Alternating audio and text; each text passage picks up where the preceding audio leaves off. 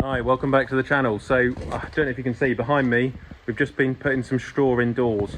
Some of the last bits of straw which have been left in the field.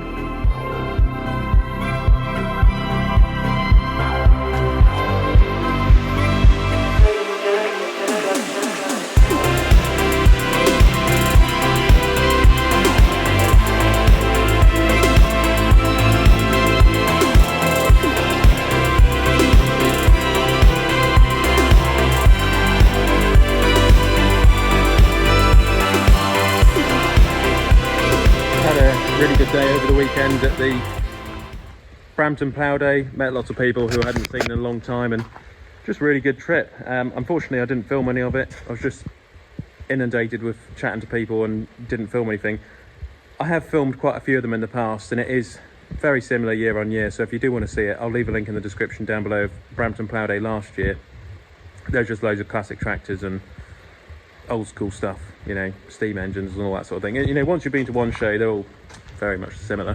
434, that tractor's got some parts on order, the gaskets, which haven't yet turned up, so that'll be the next big job, the next project. And then the 69 is in the yard at the moment. This tractor, it's on a grader, track grader, for anyone who needs their tracks doing, farm tracks. We do driveways as well, that sort of thing. It's been brilliant. It mainly does a lot of farm tracks with potholes, things like that. I'll show you a video of it working. I've changed the level on it on here. Some people say you want a floating linkage, floating top link, but I've actually found it's really good with just the normal top link unwinded so that it's nice and level. Does a good job, and yeah, I've been really happy with it. You'll see the machinery business as well is doing well. We have been selling toppers, small implements, bale spikes, that sort of thing. Also looking at hiring out equipment as well, whacker plates, vibration rollers, small diggers for sort of DIY projects, that sort of thing, which people seem to be getting more and more involved with these days. So if you do need something like that, you'll be able to come here in the future to hire something. I've also got some more bales which I put in the shed here, which is again outdoor barley bales. It's actually John Deere yellow and green colour. It's like a Mole Valley one, but it's in partnership with Tama. But it's a more budget net wrap. I bought a pallet of it this year, and it's just been pretty good. Edge to edge stuff, and I'm hoping these bales will store in this shed really nicely over winter. I know some people put some pallets underneath the bales, depends how far you get into it. I haven't put any pallets on because it just stay dry under there all year round, to be fair. It's pretty good, this shed, so yeah. All right, I'm now in the workshop, and I don't know if you saw my video the other day when it was a nostalgia video back in the day, about 10 years ago, when we used to have a straw blower, and we used to bed down the cattle and feed them with silage with our Zago. It was a King Feeders machine, and we used to run it on a John Deere 6300, which we used to have, and we did it all up. I looked after that tractor. It was a great tractor. Ended up selling it, and we had that in the JCB at the time. And I do really miss running a straw blower. They are really good. I did demo the Telehawk a few years back. Really good, but just not for us. A trailed machine, though, on the other hand, would be for us, and that's why I'm looking at the 8100 at the moment to join the farm hopefully this winter.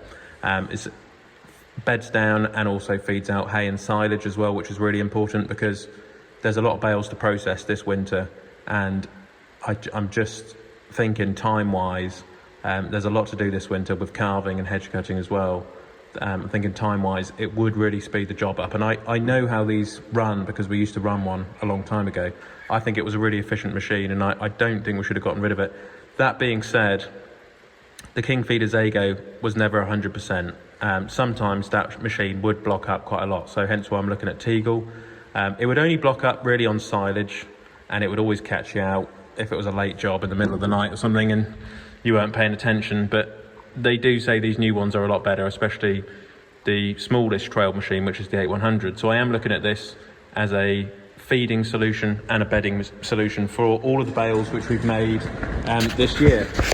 Now, something else as well, which I've looking at all the shows this year, I've been trying to find one of these tractors, which is the modern day Massey Ferguson 135, which is the new 5S, the 5S 135, which some people are raving about, and some people, they say it's like Marmite, you either love it or hate it, but it's the new 5S. I think it's really cool, and it's just something a bit different and compact. Really, really good for loader work. Again, you know, long time ago, it's what we used to run as a small tractor, just a small little 6300. But this is 135 horsepower, and then it does boost up as well. So it's only a Sisu small engine in it, but you've got that visibility for loader work.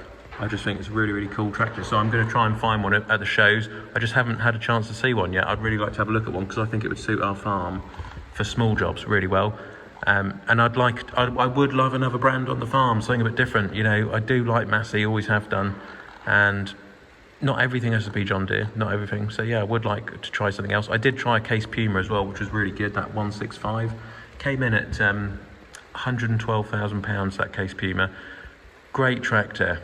Of course, everything's gone up nowadays, and it, you know, on the books against the 6R 155, a new one, the Case Puma was actually slightly cheaper. So you know, it is pretty good value for money. And I got to say, all around the farm, around Beccles and South Norfolk here, I have seen a lot of Case Pumas now. A lot of people going over to Case, a lot of people going over to Massey.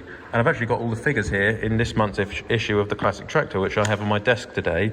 The number one, the top dog at the moment, is John Deere from last year's registrations at 4,029 registrations. So John Deere is still top dog, closely followed behind by CNH. So New Holland are now at 3,696 between New Holland and Case. So they are really catching John Deere up. And then of course below that, then we've got Massey coming in at third. So Massey again is catching up, you know, some of the top brands, CNH and John Deere. So Massey's coming up behind. And then you've got the SDF group, which is Deutz, Sammy, Lamborghini, Harleyman, and then Argo, which is what we used to run a couple of McCormick CX105s a long time ago. They're a good tractor, the old CX105. Shout out to the funky farmer who's got one of them. And yeah, no, I mean, a lot of people buying Fast Tracks as well. Fast Tracks just increased by 24 units this last year, so Fast Tracks going up. Deutz Fahr as well, a lot of people are getting more, another 28 units of Deutz Fahr. I noticed Jeremy Clarkson, it technically runs Deutz Fahr because he's got Lamborghini, but underneath I think it's Deutz Fahr. They're all kind of the same badge, which is SDF. But yeah, a lot of people, you know, UK's bestseller at the moment, yeah, with 517 registrations, and new 6R185, it's doing very, very well.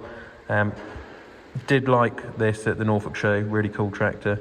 But yeah, obviously proves it because obviously everyone loves them and they're best-selling tractor in the UK at the moment.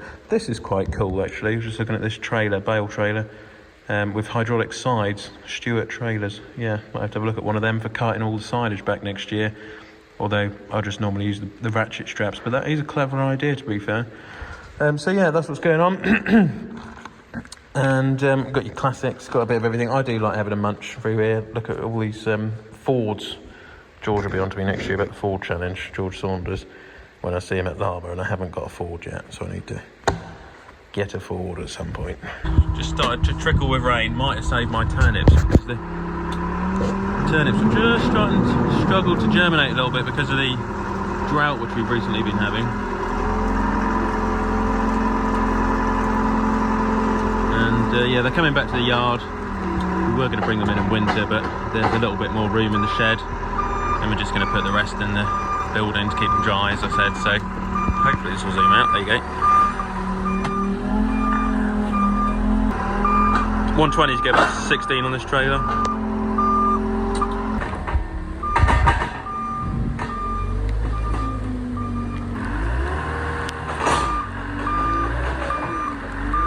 Yeah, it's really last harvest job of the year, so bringing these bales back. They'll go in the yard, they'll be picked up, the side squeezed and processed, and then put away in the barn for winter. So the last job really, until we do post-harvest work, which will be the subsoiling. Once I get the 6R fixed with the battery, which is on order, it'll go onto that tractor and we can put the front weight on, use the GPS as well, and then have a go at some subsoiling, which will be quite good to be fair, because that pit field does need doing. It is heavily compacted, ex-sugar beet land. So yeah, with that, keep liking and subscribing. Got a lovely bit of sun. It just started raining, and have got a lovely rainbow just over there actually. They do say, don't know if you pick it up on camera, they do say there's a lovely pot of gold at the end of the rainbow, and it just happens to be this farm. So yeah, can think of worse places to live and work. But yeah, I'm gonna get out of the rain. Thanks for watching. I'll catch you in the next one. Click here to subscribe to the channel, and click here to watch another Olly's Farm video.